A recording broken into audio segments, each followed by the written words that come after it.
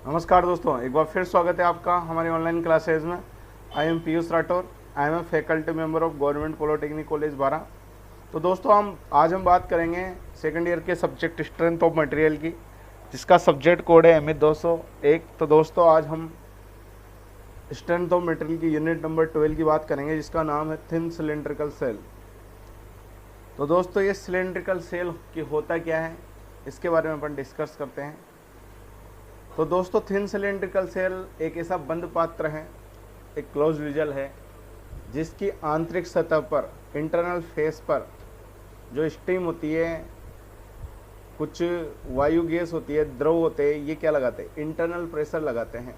किस पे? Close vigil की आंतरिक सतह पर। तो उन्हीं क्लोज विजल को क्या कहा जाता है? सेल कहा जाता है। जैसे देखते हैं कि बॉयलर कोष, वायु संपीड़क टैंक, प्रेशर कुकर इत्यादि ऐसे बंद पात्र जिनमें द्रव्यों में क्या क्या शामिल होते हैं, भाप हुई, वायु गैस हुई, द्रव हुआ, का दाब आंतरिक सतह पर लगता है। बंद पात्र की आंतरिक सतह पर क्या लगता है? दाब लगता है। तो इसे बंद पात्रों को कोश या खोल, जिसे हिंदी में कहा जाता है, इंग्लिश में क्या कहते हैं, सेल कहा जाता है। दोस्तों जो अपने सिलेबस में जो सेल है वह है सिलेंड्रिकल सेल। और सिलेंड्रिकल सेल जो है दोस्तों टू टाइप्स के, एक थिन सेल और एक थिक सेल। थिन सेलों को हिंदी में पतले सेल कहा जाता है और थिक सेलों को मोटे सेल कहा जाता है। तो दोस्तों यहाँ पर इम्पोर्टेंट बात यह है कि यदि स्मॉल टी अपॉन डी की वैल्यू लेस देन 1/10 हो, और स्मॉल टी क्या है? थिकनेस है सेल की, और जो डी है वो इंटरनल डायमीटर है किसका? सेल का। यदि इनका रेशियो लेस देन हो 1/10 तो जो सेल यूज करेंगे अपन वो होंगे थिन सेल, और यदि इनका रेशियो 1/10 से ज़्यादा है तो जो सेल यूज करेंगे अपन वो होंगे थिक सेल। इसके बाद आगे चलते हैं दोस्तों कि आंतरिक दबाव के कारण पतले बेलनाकार कोशों में प्रतिबल, कि जो इंटरनल प्रेशर है उसके कारण कौन कौन से स्ट्रेस प्रोड्यूस हो रही है, इंड्यूस हो रही है सिलेंड्रिकल सेल के अंदर। तो दोस्तों यहाँ पे मोस्टली टू टाइप्स की स्ट्रेस इंड्यूस होती है सिलेंड्रिकल सेल के अंदर। एक तो होती है सर्कमफेरेंशियल या हुक स्ट्रेस।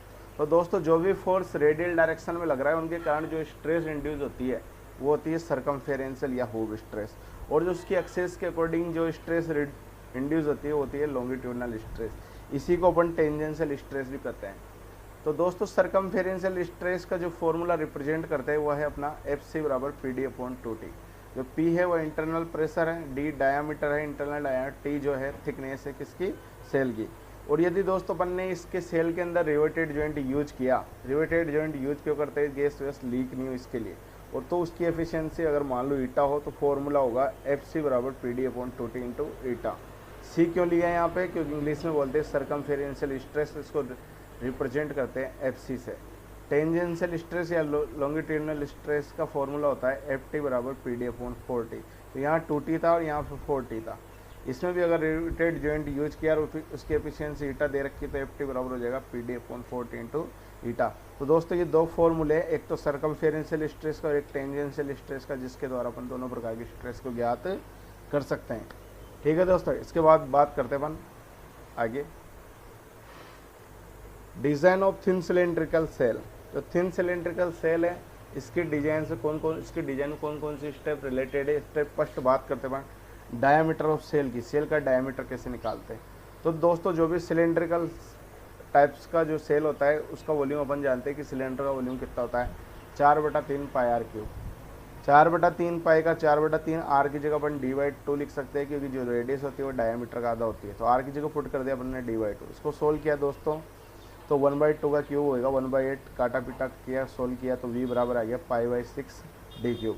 अब दोस्तों इसको क्रॉस मल्टीप्लाई कर दिया, पाई को इधर बट्टा मिला है तो D बराबर आ गया 6V/π की पावर, ये पावर उधर जाएगी तो 1/, में चेंज हो जाएगी तो 1/3 हो जाएगी। तो डायमीटर का फॉर्मूला क्या गया 6V/π की पावर 1/3। ठीक है दोस्तों, तो ये फॉर्मूला निकाल लिया अपन ने सेल का डायमीटर। अब बात करते हैं थिकनेस ऑफ सेल। सेल की थिकनेस अपन किस प्रकार से ज्ञात कर सकते हैं दोस्तों। अपन जानते हैं FT बराबर होता है PD/4T। अभी थोड़ी देर पहले पढ़ा, इस T को तो इधर ले गए और FT को यहाँ ले आए, तो T बराबर क्या हो जाएगा PD/4FT।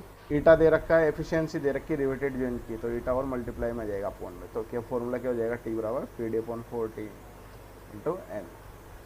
तो दोस्तों ये बात होगी अपने इस चैप्टर की। इसी के साथ अपना ये चैप्टर यहीं ख़त्म होता है दोस्तों। अब अगली क्लास में हम इसके न्यूमेरिकल पोर्शन की बात करेंगे, जो कि एग्ज़ाम के पॉइंट ऑफ व्यू से वेरी इंपॉर्टेंट है दोस्तों। तो ठीक है दोस्तों, इसके बाद बात करते हैं मैं अगली क्लास में। Thank you very much.